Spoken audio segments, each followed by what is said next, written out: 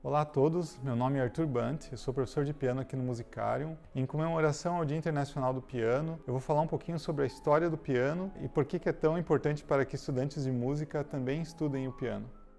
O piano, então, ele é um instrumento criado, inventado a partir do cravo, né? O cravo é um instrumento que teve o seu ápice no período barroco, foi amplamente utilizado, só que o cravo ele tinha um problema, uma dificuldade, né, que era de não conseguir fazer sons fortes e sons fracos, no caso que a gente chama dinâmica na música, né? Então assim, o cravo nesse período ele já era utilizado dentro de pequenos grupos, de orquestras, principalmente como um apoio harmônico, pela capacidade de tocar várias notas ao mesmo tempo. Só que eu não tinha a capacidade de dinâmica, de intensidade de som, de fazer sons mais fortes, sons mais fracos. Quando foi em 1700, um fabricante de cravos, chamado Bartolomeu Cristofori, ele teve uma ideia. Ele alterou o mecanismo do instrumento. Então, ao invés de eu tocar na tecla e daí o mecanismo pinçar a corda do cravo, o cravo também, como o piano, é um instrumento de cordas. Então, ele tinha essas cordas pinçadas, beliscadas, por isso que ele tinha um som mais metálico. Ao invés de beliscar essas cordas, ele inventou um martelo, onde eu podia, através da tecla, eu pressionava a tecla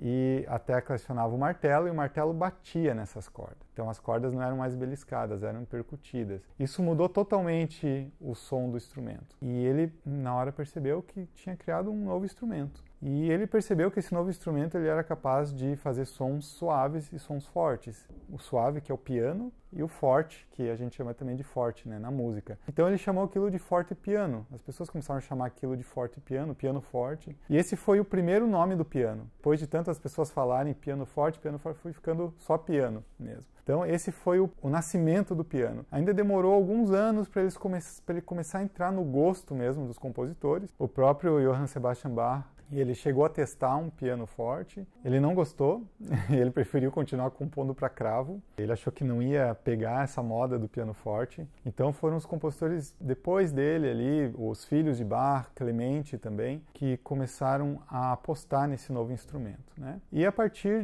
desse momento que o piano começou a ser levado mais a sério, começou a desenvolver também, os fabricantes de piano começaram a cada vez a desenvolver mais a fabricação desse instrumento. Então, assim, sempre a cada ano o piano vinha com uma nova tecnologia. Assim como os carros hoje, cada ano vem com um diferencial a mais, assim eram os pianos. O próprio Beethoven testava alguns pianos. Alguns fabricantes levavam pianos para ele testar e ele ver, mesmo ele já com um início de problema de surdez, ele testava esses pianos e ele dizia o que poderia melhorar. E à medida que esses instrumentos eles iam aumentando seus recursos, os próprios compositores também podiam aumentar seus recursos de composição. Então a música já começou a ser diferente também. Então uma coisa influenciava a outra, tanto a evolução dos pianos como a evolução da música. Ali a gente estava entrando no período romântico, a música já estava pedindo outras coisas. E o piano, por ser um instrumento que daí ele tinha essa capacidade de sons suaves e sons fortes, ele se tornou um instrumento com muito mais possibilidade de expressão musical do que o cravo. Então o piano começou, no século XIX, se tornou o instrumento preferido dos compositores.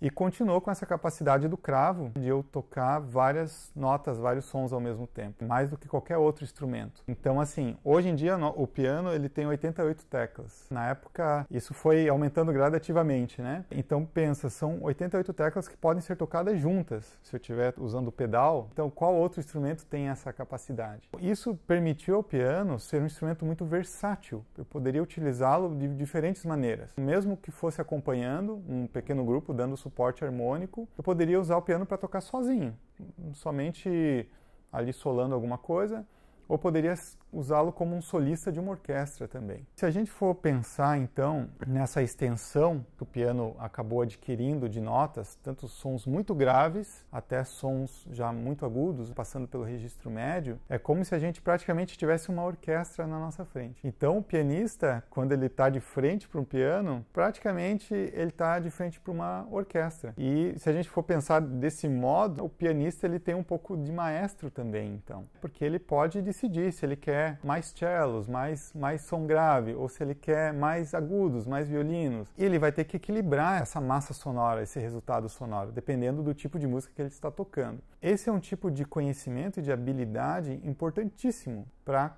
qualquer músico, na verdade. Por que é importante os estudantes de música estudarem piano? Eu aprendo a lidar com essas diferentes texturas. Então, por exemplo, eu posso ter polifonia, onde eu tenho duas melodias ou mais acontecendo simultaneamente. Eu posso, num piano, tocar uma obra polifônica. Por exemplo, uma flauta, que é um instrumento melódico, que eu só consigo produzir uma melodia, isso é impossível. O piano, ele me dá essa possibilidade. Por exemplo, se eu vou tocar uma valsa e eu quero destacar mais a melodia, no caso seria a mão direita do pianista. Então eu posso trabalhar justamente essas questões. Posso lidar com o baixo de um jeito, com o recheio ali, aquelas notas de acompanhamento de outro jeito e a melodia também de outro jeito. Então isso dá uma visão de conjunto, uma visão ampla para o músico que ele não vai ter em outro instrumento. Um outro aspecto também é essa questão visual do piano. O piano, ele é muito visual, então o pianista ele senta de frente para o instrumento e as teclas brancas e teclas pretas, elas formam um desenho.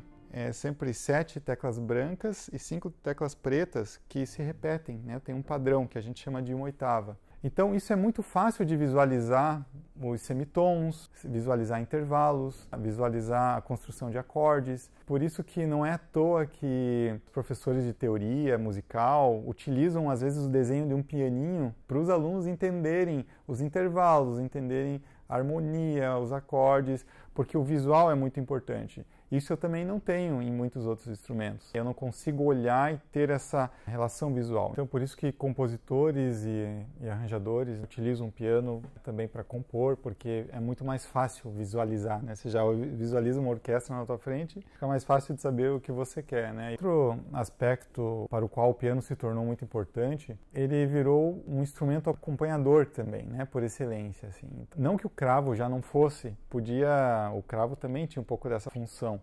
Mas o piano ele aperfeiçoou isso, ele aprimorou essa função como um instrumento acompanhador. Então começaram a ser compostas obras onde tinha um instrumento solista e o piano como um instrumento acompanhador, ou um diálogo entre os dois instrumentos. Mas passou a ser muito comum, então, sonatas para flauta e piano, para oboé e piano, para fagote e piano, né, e etc., para violino e piano. Ou então trios também, onde o piano sempre estava presente. O piano ele passou a ter também essa função. Ou mesmo, às vezes, de uma grade de orquestra em que eu podia reduzir para a partitura de um piano. Por exemplo, alguém ia tocar com a orquestra o concerto número 1 de Mozart. Essa pessoa vai ensaiar sempre com a orquestra, vai ter sempre uma orquestra à disposição? Não, né? É difícil ter um número tão grande de pessoas à disposição. Então o piano ele acaba sendo um facilitador também nesse momento, que eu posso reduzir tudo que a orquestra faz para o piano. E aí o violinista, no caso, pode ensaiar junto com o pianista esse seu concerto e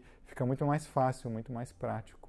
Então, além dessa questão visual, do entendimento da harmonia, entendimento de alguns aspectos teóricos, tem uma questão importante também que é o próprio desenvolvimento de um certo tipo de coordenação que os alunos não vão ter em outros instrumentos. Porque se a gente então for pensar que a gente tem uma orquestra na nossa frente e eu tenho que saber lidar com esses diferentes timbres e alturas e registros de som muito diferentes entre si. Então, muitas vezes eu vou ter coisas que a mão direita está tocando totalmente diferente do que a mão esquerda está tocando. E não apenas as notas, às vezes articulações. Então, às vezes a mão esquerda está tocando algo em staccato e a direita está tocando algo em legato, ou vice-versa. E isso é muito comum em obras para piano. E às vezes os alunos, às vezes não, muitas vezes eles não encontram isso nos seus instrumentos principais, porque eles estão muitas vezes tocando apenas uma melodia. Aqui no piano você está exercitando essa capacidade de estar tocando, fazendo duas coisas distintas ao mesmo tempo. Isso ainda sem falar do pedal, que também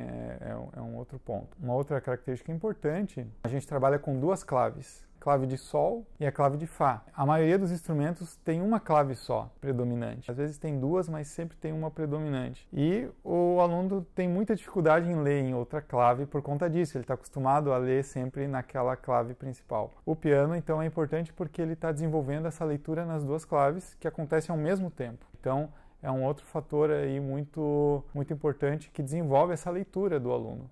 Bom, então é por isso que aqui no Musicarium os alunos da orquestra estudam piano, por causa de todos esses benefícios que o estudo do piano traz para o instrumento deles. essa compreensão do próprio instrumento e essa compreensão também da música, de aspectos da teoria musical. E sem falar que fora do país é muito comum universidades de música cobrarem do candidato uma prova de piano. A pessoa precisa tocar piano também por conta disso, né? Tá aí um motivo muito prático para se aprender piano, porque às vezes é muito bom tocando o seu instrumento, mas não sabe tocar piano e pode perder uma vaga numa boa universidade por conta disso. Claro que tem coisas que outros instrumentos fazem que o piano não faz, por exemplo. Essa questão do legato, o legato é essa habilidade de ligar os sons um com o outro, sem haver buraco entre os sons. Então um violino ele consegue fazer um legato perfeito. Já o piano ele tem uma dificuldade grande de fazer o legato por conta do próprio mecanismo dele. Eu tenho um pico de som logo que eu pressiono a tecla e esse som imediatamente diminui. Então de um som para o outro é difícil ter um legato tão perfeito. Então o piano, claro que ele tem limitações e o pianista ele estuda para tentar compensar essas limitações. Ele estuda para tentar burlar essas limitações para que não fique aparente ao público. Então, obrigado por assistir esse vídeo. Espero que ele tenha sido útil para você. Se você é músico, espero que possa também colocar o piano como um instrumento para que possa fazer parte dos seus estudos. E viva o piano!